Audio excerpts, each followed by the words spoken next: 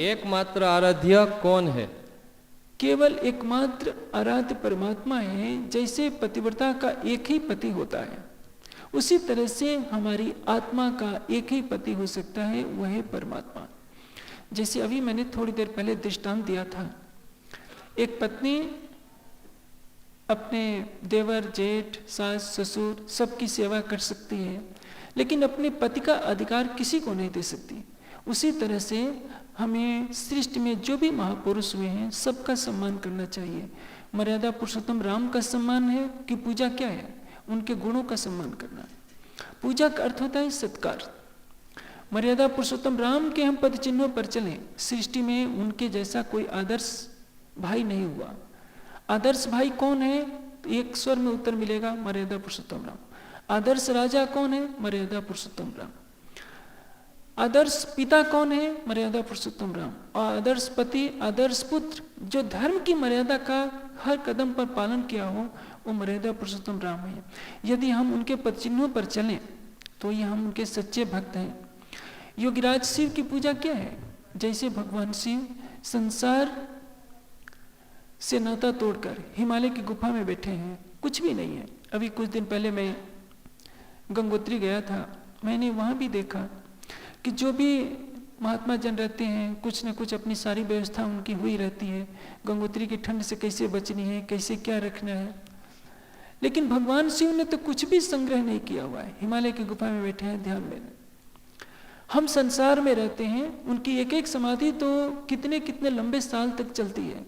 हमको यदि 4 घंटे 6 घंटा बैठने के लिए कह दिया जाए तो हमको क्या कहना पड़ता है कि कितना कष्ट हो रहा है। हम घर से बाहर जाते हैं, 2 दिन अपने घर वालों के बिना नहीं रह सकते, तुरंत दूरभाष पर सूचना देते हैं कि तुम्हारे क्या सूचना है, सब कुछ ठीक तो है।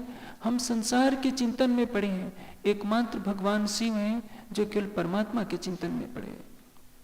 इसलिए महेश्वर तंत्र में भगवान शिव उमा से कहते कि उमा, कि मैं रात दिन किस प्रकार से उस सच्चिदानंद परमात्मा का ज्ञान ग्रहण करके मैं चिंतन करता हूँ। जैसे मैंने समाधि में जो ज्ञान सुना वही ज्ञान तुमको सुना रहा हूँ। कई वर्षों की दिव्य समाधि के पश्चात मैंने वह ज्ञान प्राप्त किया था। इसी प्रकार हर व्यक्ति भगवान शिव के पद चिन्हों पर चले, वह उनकी सच्ची पूजा है। योगेश्वर श्री कृष्ण के पद चिन्हों पर चलते हैं तो योगेश्वर श्री कृष्ण के हम सच्चे भक्त हैं। यानी हम महापुरुषों के, देव पुरुषों के गुणों का सम्मान नहीं करते हैं। हम चरित्र पूजा कम करते हैं, चित्र पूजा ज़्यादा करते हैं। तो यदि हम उनके पद चिन्हों पर चलना शुरू कर दें तो सबका भी कल्याण हो। लेकिन यह भी ध्यान देना होगा, मर्यादा पुरुषोत्तम राम भी उन्हीं का ध्यान करते हैं, भगवान शिव भी उन्हीं का ध्यान करते हैं, योगेश्वर श्री कृष्ण भी उन्हीं का ध्यान करते हैं। शिष्ट का हर मनीषी एकमात्र परमात्मा का ही ध्यान करते हैं, क्योंकि वेद की मर्यादा का उल्लंघन कोई नहीं कर सकता।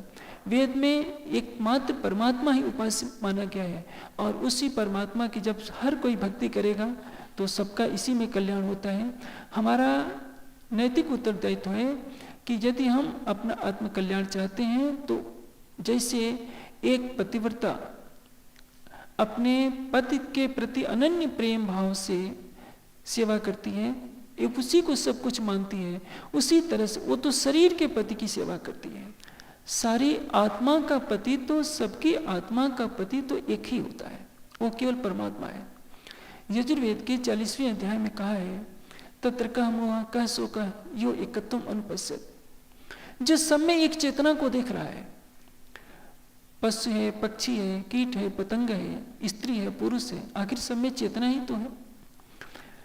हम सभी प्राणियों में अपने को देखना नहीं चाहते हैं, अपनी चेतना के समकक्ष सभी प्राणियों को नहीं देखते। यही तो सबसे बड़ी हमारी भूल हो जाती है।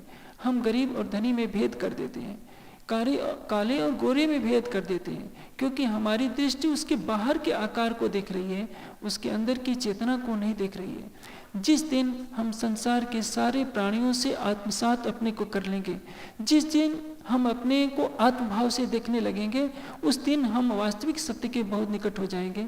और हमें यही देखना होगा कि हमारी आत्मा का एकमात्र प्रियतम केवल एक अक्षरातीत पूर्ण ब्रह्म है।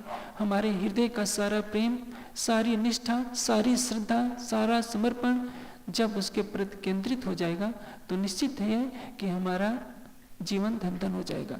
इसलिए हमें सच्चे हृदय से केवल सच्चिदानंद परमात्मा की भक्ति करनी चाहिए, जो क्षर अक्षर से परे उत्तम पुरुष अक्षरातीत है और जिसकी भक्ति भगवान शिव ने स्वयं की है। अधिक जानकारी के लिए देखें www.spjin.org।